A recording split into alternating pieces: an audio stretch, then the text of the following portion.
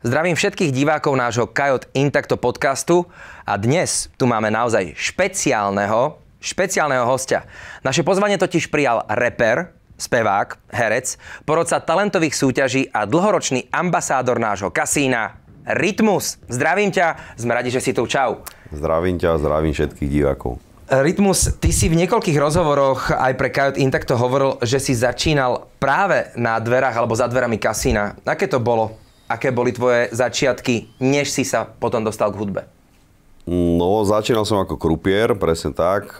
Odrobil som tam 8 rokov a bolo to zaujímavé z pohľadu, že mi to dalo do života to, že som načítal ľudí samozrejme, lebo robí s ľuďmi. Musel som vedieť počítať, takže som bol taký akože automat, ktorý ti z fleku proste, keď trafil niekto nejaké číslo, tak sa to musel vypočítať. No a bol som veľakrát pri výhrách, prehrách, v zábave. Ono, vtedy boli tie 90. roky, povestné. Z tvojho pohľadu nebolo to vtedy naozaj divoké?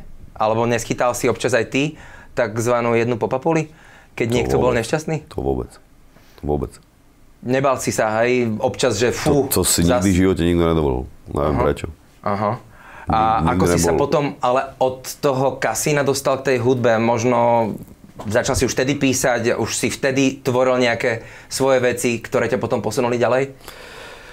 No mal som popri tom hobby, ako ten rap, a s tým rapom sa darilo viac a viac, až kým proste to neprišlo do takého momentu, kedy som sa musel rozhodnúť, že... Buď alebo. No presne tak, takže som to riskol a mal som proste už tak veľa kšeftov, ako tých hip-hopových a koncertov, že som mal vlastne vybukovaný celý rok. Lenže to bolo také obdobie, že nikto nevedel, či to bude pokračovať rok alebo dva, že či to náhodou neskončí, lebo však to bolo niečo nové. Tak som sa proste s mojím šéfom dohodol, že to skúsim a už som sa nevrátil. Ale stále máš otvorené dvierka, hej? Keby náhodou. Áno, určite. Tak dobre si sa rozhodol, pretože si sa vypracoval na jedného z najúspešnejších reperov nielen slovenskej, ale možno aj československej scény. Máš nejaký bod, ktorý ty sám možno považuješ za zlomový? V kariére? Podľa mňa všetko bolo prvé, vieš. Každý jeden veľký úspech bol prvý a bol to risk a svojím spôsobom inšpirácia alebo kľúč k tomu, čo opakujú dnešní reperi. Jasné. Mladší. Onedlho sa chystáš na megakoncert v pražskej O2 aréne, čo bude tvojim doteraz najväčším vystúpením. Mohol by si prezradiť našim divákom, kedy to bude a na čo presne sa môžu tešiť, ak to teda nie je tajomstvom? Áno, nie je to tajomstvo. Je to môj svojím spôsobom tento rok, alebo za rok som dal tretí veľký koncert. Prvý som mal ten s Kontrafaktom v O2 aréne, potom sme boli na Nepele štadióne. A teraz idem zase do O2 arény, ale so solovou tvorbou. To znamená, že je to úplne niečo iné ako Kontrafakt. Moja cesta Rytmusa je svojím spôsobom taká, aby som povedal, že tam viacej tých rapových štýlov, lebo Kontrafakt je taký striktný. Takže ľudia sa môžu tešiť na široké spektrum rapu, rôznych štýlov a samozrejme to postavíme na úplne inom koncepte, takže tam zavolám viacej hostí. Tento koncert bude naozaj vo veľkom očakávaní nielen pre tvojich fanúšikov, ale aj hráčov, ktorí radi hrávajú, či už online alebo v kamenných kasínach, pretože hráči v Kajot Intacto kasíne môžu na tento tvoj koncert vyhrať exkluzívne lístky. Čo preto môžu urobiť alebo musia urobiť, aby sa tam dostali? Je to veľmi jednoduché. Ktokoľvek sa môže zapojiť do súťaže, ktorá je na sociálnych sieťach Kajot Intacto.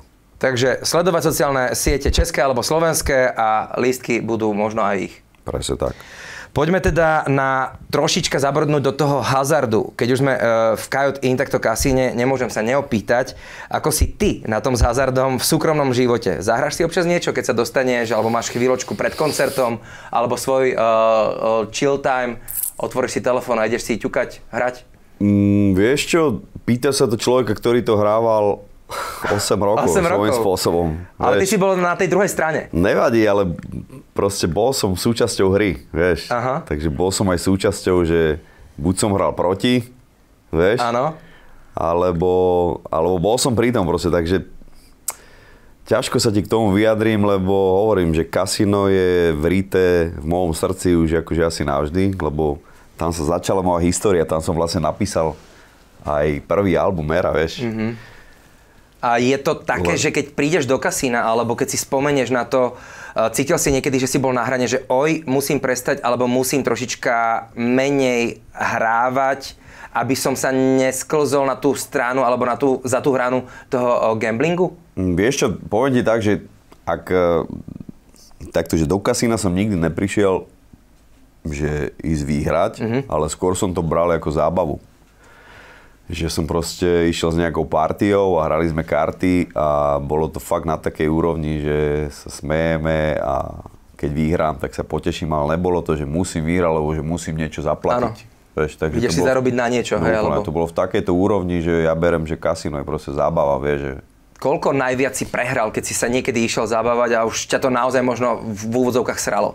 Že toto už som troška prepiskol. Kámo, vôbec neviem, akože... Neboli to milióny? Tisícky? Vôbec určite. Hovorím, že ja som, keď som fakt si išiel zahrať, tak to bolo fakt, že čisto iba zábava, bolo to maximálne. A vieš, kedy prestať? No jasné, samozrejme, však o tom to je, tak by to malo byť. A máme takú virtuálnu dobu a takisto aj ty ako ambasádor ponúkaš alebo ťaháš a pozývaš tých hráčov aj do online priestoru pre teba. Tým, že si začínal možno v kamenných kasinách, kedy to bolo úplne možno ten živý kontakt, tá vôňa, celá tá atmosféra versus online hra. Čomu dávaš prednosť, alebo vidíš tam nejaké veľké rozdiely? Čak samozrejme, lebo vieš, ty môžeš byť vyvalený v posteli alebo v obývačke a držíš telefón a hráš má úplne niečo iné, keď proste prídeš niekde, kde sa musíš nejak nahodiť, ideš tam s nejakou spoločnosťou, medzi sebou komunikujete, to by som nejako neporovnával. Je to úplne akože iný vibe. Verím tomu, že vieš sa zabaviť akože aj cez telefón, ale to by som neporovnal. Čiže je to úplne... Úplne. A čomu ty by si dal prednosť, ak si chceš zahrať? Online, alebo nájdeš si čas, že skočíš si aj do kasína, kamenného kasína? Ako ťažké otázky mi dávaš. To fakt záleží. Ja za mňa by som išiel do kamenného. Tvoja obľúbená hazardná hra? Prípadne nejaký automat, ktorý máš najradšej, alebo nejaký herný symbol? Ruleta. Si môj človek. Ja keď som bol v Monaku, tiež som si zahral ruletu a šťastne začiatočníka dal som 5 eur, odchádzal som za 5 minút 50-100 eur a som povedal stačí. To bola zábava. Ale ten zážitok, že hráš v jednom top kasíne. Ja to nemám, že mám obľúbenú hru. Hovorím, že ja to mám spojené s tým, že jak som tam pracoval teda, tak viem, že väčšinou presne večer, že poďme party ako do kasína. Dobre sa tam náješ. Zahráte si karty, niekomu to nevíde, tak sa musíme, že proste je tam sranda úplne, ja to takto berem. Áno, máš pravdu, že toto je asi to, čo človek musí zažiť na vlastnej koži. No, každý to má ináč, ja by som nechcel pretlačať, že čo je lepšie. Že online je lepší ako kamenná, lebo všetko má svoje výhody a nevýhody. Áno. Ale máš dnes možnosť, keď si lenivý, asi v posteli nechce sa ti niekam trepať alebo sa obliekať, tak si vieš zahrať a takisto máš z toho zážitok, hlavne ešte keď vyhráš. A môžeš vyhrať teda lístky na koncert, čo je úplná mega tutovka. Za mnou je jeden rytmus, tu je druhý, tam je tretí, ty si naživo štvrtý. Ako si sa vlastne dostal k spolupráci s Coyote Intactom? Chcel si sa v tom kasíne alebo v kasíne priestore pohybovať od začiatku, alebo oni ťa oslovili? No je to taký sled situácií v živote, vieš, že možno chodíš okolo seba dlhé roky a potom máš dobrý management pozná toho. Slovo dalo slovo? Presne tak, sa to spojí a vzniklo niečo takéto. Už sme načrtli alebo zabrdli do toho online priestoru, ale Coyote Intacto sa nedávno z kamenných prevádzok rozšírilo aj do toho online. Tebe sa táto konverzia páči viac, alebo vidíš teda tie výhody pre tých hráčov, alebo stále máš vo svojom okolí ľudí, ktorí povedia, kámo, radšej idem si zahrať do kamenného kasína, je to pre mňa väčšia zábava? Toto si nedovolím ako nejak analyzovať, že kto je aký, ale je to prispôsobenie doby. Hotovo. Treba ísť dobou. Vieš, že aj vyrastajú ľudia, ktorí, dajme tomu, v kamenných herniach neboli, ale vyrastajú s telefónom. Takže ono sa to prispôsobuje dobe, vieš. Áno, teraz ideš do práce, tak si môžeš zahrať nejakú krátku hru, vystúpiš z autobusu a si spokojný, vyhral si, ideš pracovať ďalej. Presne tak. Takže takisto ako si ťa... Presne dneska má, že vieš, kedy si nebolo také stávkovanie, vieš, že keď si pozeral tie športy a tak, a dneska je to úplne, že bežné. Áno. Stihneš to ešte predtým, ako sa to vyvíja, možno v tvoj prospech alebo naopak neprospech a presne zrazu tak. môžeš vyhrať veľký balík prachov. Náš rozhovor sa blíži k záveru, ale prezrať nám, aj mne, aký je tvoj bežný deň? Čo napríklad ťa čaká po tomto rozhovore? Ideš si zahrať? Alebo ideš robiť album? Vieš, v môjom živote sa stále niečo deje, alebo v každom dni sa niečo deje, by som skôr povedal, že si vyberám, že čo by som mohol urobiť a celé to tak, že aby ten deň bol príjemný, nikam sa neponáhľam, takže mám pocit, že nič nerobíš. Takže dodržuješ rýchlosť. To je základ. No, keď sa neponáhľaš. Ne, chcel som povedať tak, že sa nestresujem. A nenaháňam sa. Proste vytváram si takú atmosféru, keby som mal voľno. Ale to je dôležité. A že sa bavíš. To je dôležité, pretože... Snažím sa robiť aj takú robotu, ktorú mám rád. A snažím sa vyhľadávať príjemné situácie. Tak som si to nejak nadstavil. Tým chcem povedať, že presne, že keby som mal robiť robotu, ktorú ma nebaví, tak tam si ťažko asi budeš hovoriť, že akože vytvorím si dobrú atmosféru. Ale hovorím, že pracoval som na tom, aby som si to takto nadstavil a musím zaklopať, že každý deň mám ako zábavu.